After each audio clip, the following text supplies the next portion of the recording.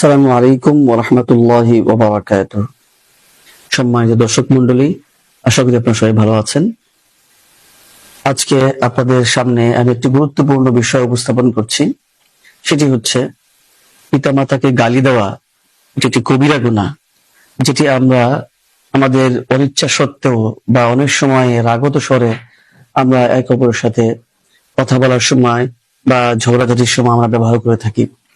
عن عبد الله بن عمرو رضي الله عنه قال قال رسول الله صلى الله عليه وسلم من الكبائر شتم الرجل والديه قالوا يا رسول الله وهل يشتم الرجل والديه قال نعم يسب أبا الرجل فيسب أباه ويسب أمه فيسب أمه متفق عليه।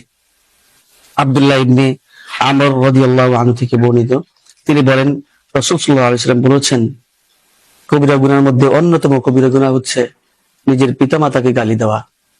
সাহাবীরা জিজ্ঞেস করলেন, একজন ব্যক্তি কি তার পিতামাতাকে গালি দিতে পারে? তখন রাসূল সাল্লাল্লাহু আলাইহি ওয়াসাল্লাম বললেন, হ্যাঁ, অবশ্যই দিতে পারে। যখন সে তার অন্যের বাবাকে গালি দেয়, তখন ওই ব্যক্তি তার প্রত্যুত্তরে তার বাবাকে গালি দেয়। আবার যখন কোনো ব্যক্তি অন্যের মাকে গালি দেয়, তখন সেই প্রত্যুত্তরে ওই ব্যক্তি তার মাকে গালি দেয়। হাদিসটি সহিহ বুখারী এবং মুসলিমে এসেছে।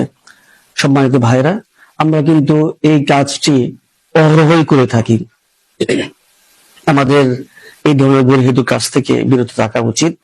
আমরা বিভিন্ন সময়ে ঝগড়াঝাটির সময় বা রাগত স্বরে কারোর সাথে কথা বলার সময় আমরা এই ধরনের কথা বলে থাকি, অন্যের পিতামাতাকে গালমন্দ করে থাকি।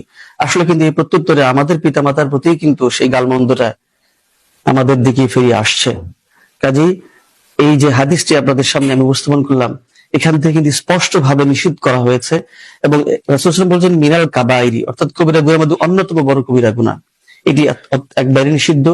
আমরা যদি একটু খেয়াল করে, আমরা যদি একটু সচেতনতা অবলম্বন করি, তাহলে কিন্তু আমরা এইভাবে অন্যের পিতামাতাকে গালি দেওয়ার মধ্য দিয়ে আমরা নিজেদের পিতামাতাকে গালি দেওয়া থেকে আমরা বিরত থাকতে পারি। এই বড় কবিরা গুনাহ থেকে আমরা বিরত থাকতে পারি, আমরা বেঁচে থাকতে পারি। তো আল্লাহ তাআলা যাতে করে আমাদেরকে এই ধরনের গর্হিত কাজ থেকে, এই ধরনের কবিরা গুনাহ থেকে আমাদেরকে দূরে থাকার জন্য তৌফিক দান করেন। হাদা ওয়া সাল্লাল্লাহু আলা নাবিয়্যিনা মুহাম্মদ। আসসালামু আলাইকুম ওয়া রাহমাতুল্লাহি ওয়া বারাকাতুহু।